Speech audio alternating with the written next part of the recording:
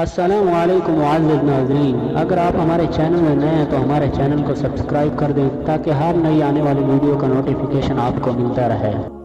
یہ حدیث اہل و عیال پر خرچ کرنے کے بیان میں ہے کہ اللہ تعالیٰ نے ارشاد فرمایا اور والد پر ان کا خرچہ اور کپڑے ہیں۔ دستور کے مطابق اللہ تعالیٰ نے فرمایا چاہے کہ وسعت والا اپنے وسعت کے مطابق خرچ کرے اور جو تنگ دست ہو پس وہ اس میں سے خرچ کرے جو کچھ اللہ تعالیٰ نے اس کو دے رکھا ہو۔ اللہ تعالیٰ کسی نفس کو جتنا اس کو دیا جائے اس سے بڑھ کر تکلیف نہیں دیتا۔ اللہ تعالیٰ نے فرمایا جو بھی تم خرچ کرو کسی چیز میں سے وہ اس کو نائب عوض بنانے والے ہیں۔ حضرت ابو ہریرہ رضی اللہ تعالیٰ عنہ سے روایت ہے کہ رسول صلی اللہ علیہ وسلم نے ارشاد فرمایا ایک دینار وہ ہے جو اللہ تعالیٰ کی راہ میں خرچ کرے اور ایک دینار وہ ہے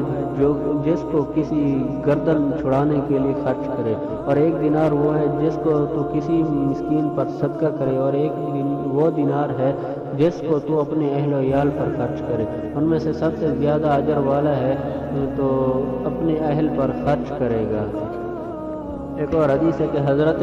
ابو عبداللہ اور کہا جاتا ہے کہ ابو عبد الرحمن صوبان بن بجدد رسول صلی اللہ علیہ وسلم کی آزاد کردہ غلام روایت کرتے ہیں کہ رسول صلی اللہ علیہ وسلم نے فرمایا سب سے افضل دینار جس کو آدمی خرچ کرتا ہے وہ ہے جس کو وہ اپنے اہل و عیال پر خرچ کرتا ہے، پھر وہ دینار ہے جس کو وہ اللہ کی راہ میں اپنے جانوروں پر خرچ کرتا ہے اور پھر وہ دینار ہے جس کو اللہ تعالیٰ کی راہ میں اپنے ساتھیوں پر خرچ کرتا ہے۔